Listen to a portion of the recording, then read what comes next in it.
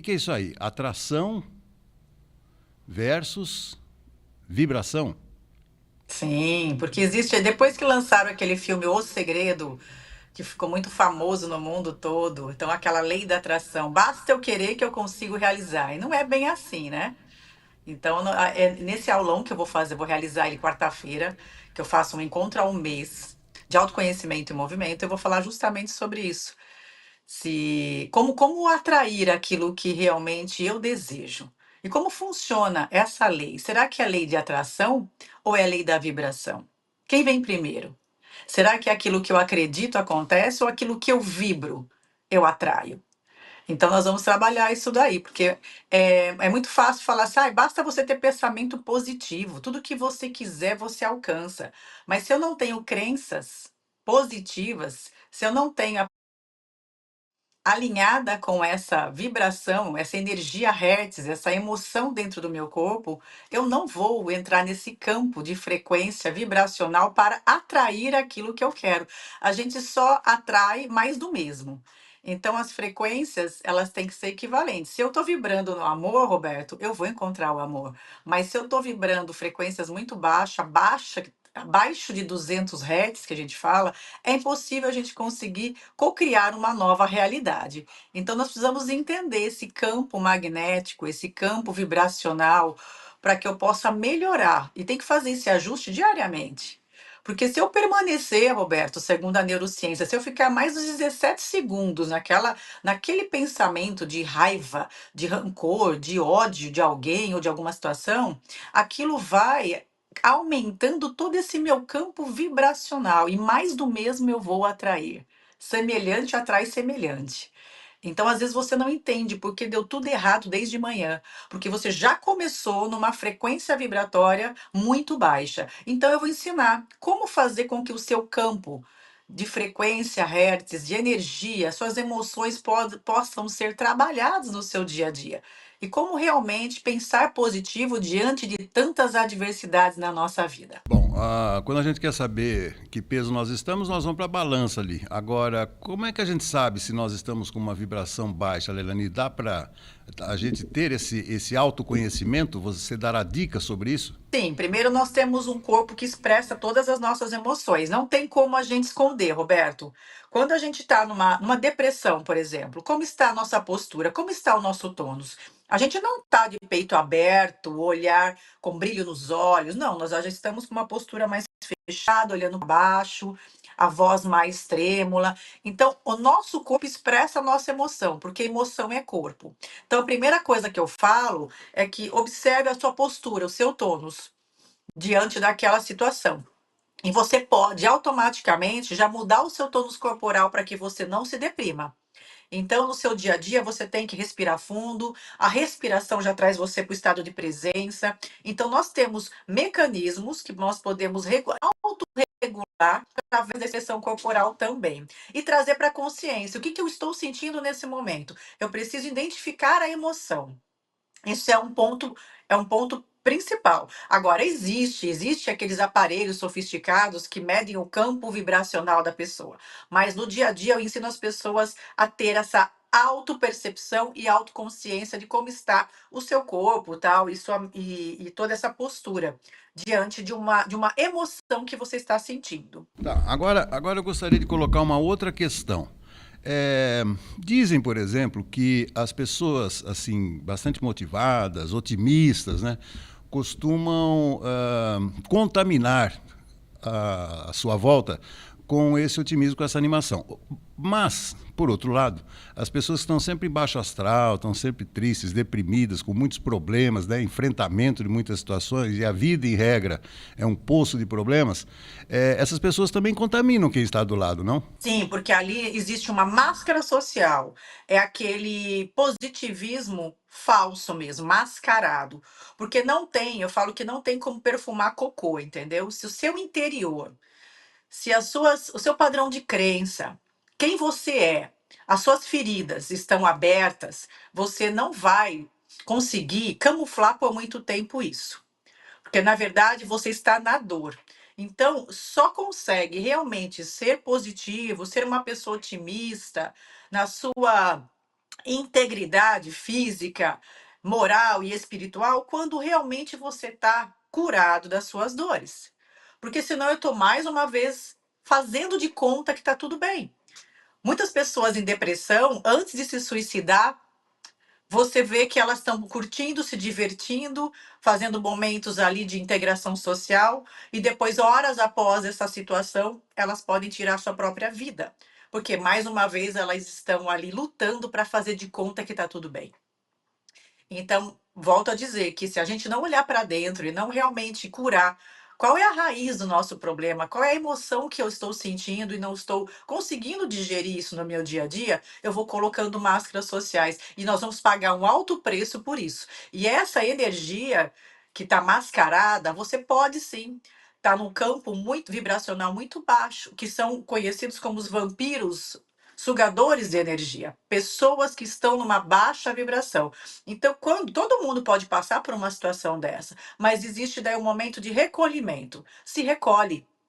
Quando você não está bem, quando você está se sentindo que você não, que você está muito suscetível a essa frequência baixa, você deve se recolher, deve repousar, deve buscar mais um contato com a natureza para equilibrar, fazer um ground, que a gente fala, o aterramento, estar em contato com a natureza. Hoje o Japão tem uma técnica, né, de uma terapia que chama terapia de banho de floresta, Roberto. As pessoas vão para a floresta, ficam imersas nesse ambiente, respirando aquele ar atmosférico das plantas, da terra, para que elas possam se recuperar, aumentar sua energia, sua vitalidade e voltar para a base, para a raiz. Porque hoje está se falando muito sobre isso, essa conexão mais com natureza do que essa conexão de prédios, luzes brancas, LED, aparelhos eletrônicos, porque nós estamos desconectados do que é vital e essencial à nossa saúde. Então é importante essa regulação, essa autorregulação. Então, se eu não tomo muito bem hoje, primeira coisa que eu faço, eu tiro o sapato, eu vou pisar na terra, vou pisar na grama, eu vou tomar um sol. Então, são coisas que vão abastecer essa minha energia. E eu vou conseguindo, vou orar, eu vou meditar. Meditação é comprovado o quanto isso muda toda essa área do córtex pré-frontal, orar, meditar. Então, isso renova toda a sua mentalidade, oxigena todo esse corpo e você consegue sair desse estado depressivo e começa a aumentar essa frequência.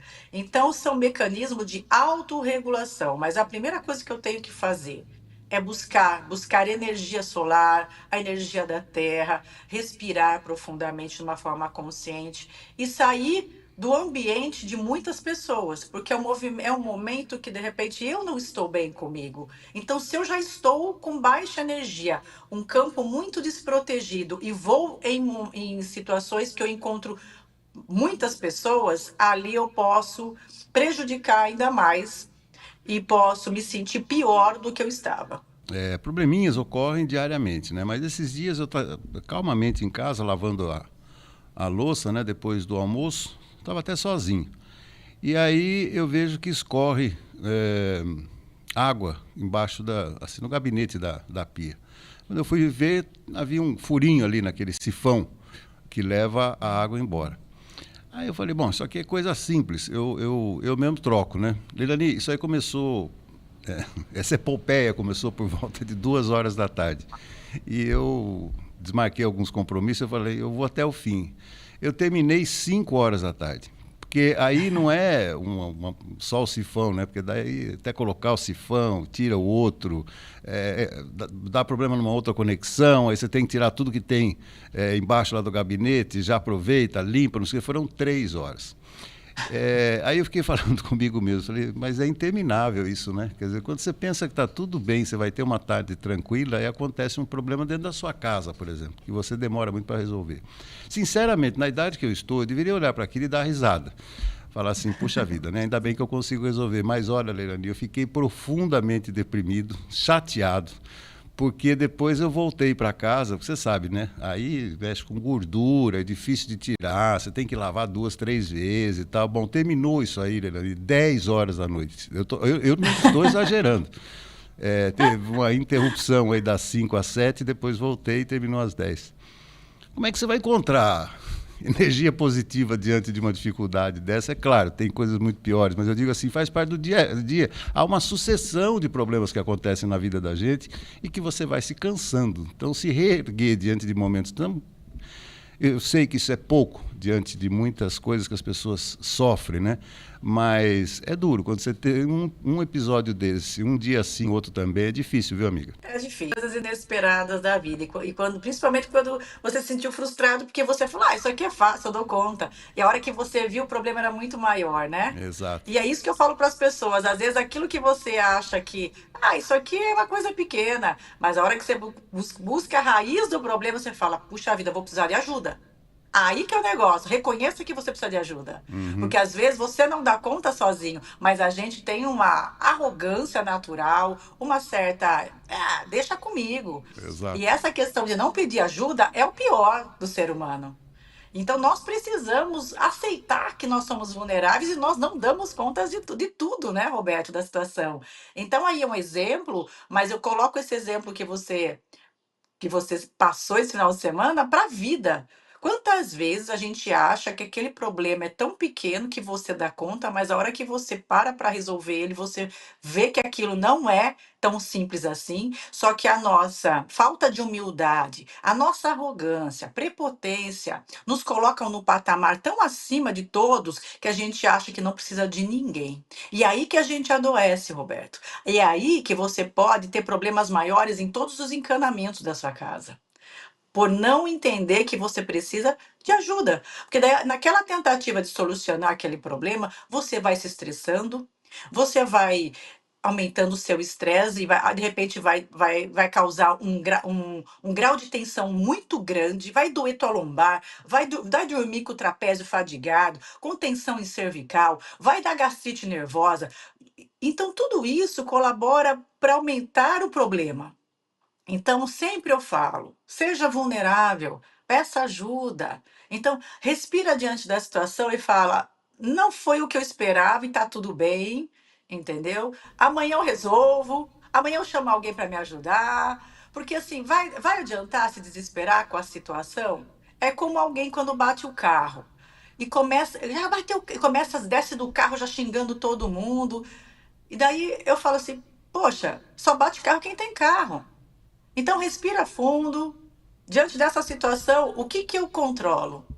Então, eu controlo ligar para o seguro, ligar para o guincho, ver o que eu posso fazer, sabe? Respirar. É respirar. Eu falo que essa regra de respirar é 6 segundos para que você saia do emocional e traga para o córtex pré-frontal, para que você tome decisões com assertividade, com razão e não na emoção. Porque na emoção, aqui no límbico, você já pega um pedaço de pau e sai batendo em alguém que bateu o seu carro. Esses dias teve um vídeo bizarro na internet de um jovem que ele parecia que tinha cortado as duas pernas dele quando bateu no carro dele. Ele falou que tinha acabado com o sonho da vida dele. Nós vimos na rede social esse vídeo parecia uma criança mimada, que porque bateram no carro dele, ele falou que acabou com a vida dele. Então a gente fala assim, como pode, né, essa baixa tolerância à frustração ser tão determinante para uma pessoa a ponto de falar que aquilo acabou com a vida dele? Que o que é a vida dele? É um carro? É um bem material? É algo perecível, né? Então, olha só como nós estamos perdendo a noção do que realmente tem relevância na nossa vida, o que realmente é importante na nossa vida. Coisas estão sendo mais importantes do que ser. Então, é preocupante, né, Roberto? Mas o primeiro passo é esse: é você respirar, é você olhar para a situação e buscar ali o que que isso tem para me mostrar, que de repente eu não estou observando. Eu acho que é para tirar uma lição de algumas coisas e trazer isso como uma analogia para a sua vida também, sabe? Olhar qual é as coisas de dentro da minha vida que eu não estou percebendo, que talvez eu tô negligenciando, que de repente eu acho que dá para levar, dá para levar assim, e se eu for observar essa situação, eu tô com problemas maiores que eu não quero ver. E eu vou precisar de ajuda. Então eu falo que toda situação nós temos um aprendizado. Eu falo que nada acontece por acaso e tudo está a serviço de algo muito maior. que depois a gente vai parar, refletir e vai agradecer por essa situação.